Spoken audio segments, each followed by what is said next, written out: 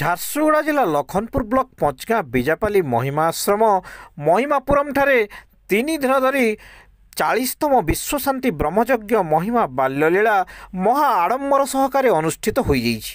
ଗତ 11 ଜାନୁଆରୀ ତ୍ରୟୋଦଶୀ ତିଥିରେ କଳସ ଯାତ୍ରା, ବ୍ରହ୍ମଧୁନି ସ୍ଥାପନା, ଅଖଣ୍ଡ ବ୍ରହ୍ମବତୀ ପ୍ରଜ୍ୱଳନ, 8 ଭଜନ, ବିଶ୍ୱଶାନ୍ତି ପାଇଁ ଘୃତାହୁତି ଅର୍ପଣ କରାଯାଇଥିଲା। 12 ଜାନୁଆରୀ ଚତୁର୍ଦ୍ଦଶୀ ତିଥିରେ ଦର୍ଶନ ସ୍ମୃତି ପ୍ରାର୍ଥନା, ଅବକାଶ ଜଣାଣ, ଛାତ୍ରଛାତ୍ରୀଙ୍କୁ ନୀତିଶିକ୍ଷା ଓ ମାର୍ଗଦର୍ଶନ, ମହାପ୍ରସାଦ ଅର୍ପଣ, ବିଶ୍ୱ କଲ୍ୟାଣ ପାଇଁ ଭଜନ ପ୍ରାର୍ଥନା ତଥା ସତ୍ସଙ୍ଗ ପ୍ରବଚନ ଅନୁଷ୍ଠିତ ହୋଇଥିବା ବେଳେ ଆଜି ପୂର୍ଣ୍ଣମୀ ତିଥିରେ ସତ୍ସଙ୍ଗ ପ୍ରବଚନ ସହ ପୂର୍ଣ୍ଣାହୁତି ଓ ମହାପ୍ରସାଦ ସେବନ ହୋଇଥିଲା। କାର୍ଯ୍ୟକ୍ରମକୁ ବ୍ରହ୍ମାବଧୂତ ବୀରେନ୍ଦ୍ର କୁମାର ବାବା, ତୁଳାରାମ ବାବା, ବରୁଣ ବାବା ଏବଂ ଅନ୍ୟାନ୍ୟ ମହିମା ସନ୍ଥମାନେ ପରିଚାଳନା କରିଥିଲେ।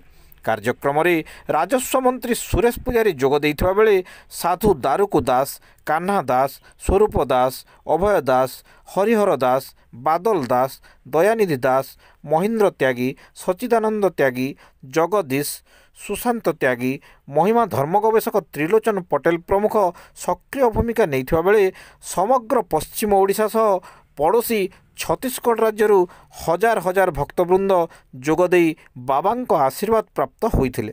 ବିଜାପାଲିଠାରେ ଗତ 3 ଦିନ ଧରି ଉତ୍ସବର ମାହୋଲ ଲାଗି ରହିଥିଲା।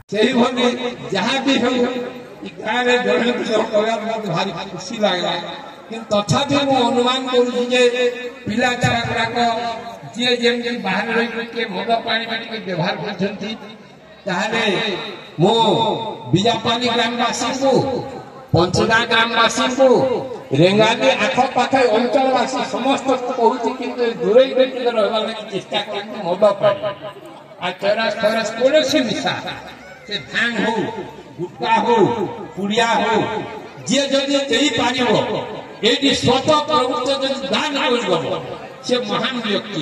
ଆମେ ନାଇଁ ଚାହୁଁ ତୁମର ଟଙ୍କା ପଇସା ସୁନାରୁ, କିନ୍ତୁ ଚରିବା ଏବଂ ସଚରିତ୍ରବାନ ହେଇକରି ବିନା ମାଦକ ଦ୍ରବ୍ୟରେ।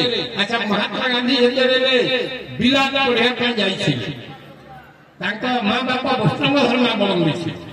ପଚାରିଲେ ପୁଅ କେମିତି କରିବ? ମଦ ପିଇବି ନାହିଁ, ମାଂସ ଖାଇବି ନାହିଁ ବା କୌଣସି ଖରାପ କର୍ମ କରିବି ନାହିଁ।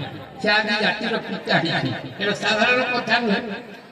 ତାହେଲେ ସେହିଭଳି ଯେମାନେ ବ୍ୟବହାର କରୁଥିବେ ସମର୍ପଣ କରିଦେବେ ଆଉ ସଂସ୍କାରିତ ମା ବାପାଙ୍କୁ ଭୂମିଷ୍ଠ ପ୍ରଣାମ କରିବେ।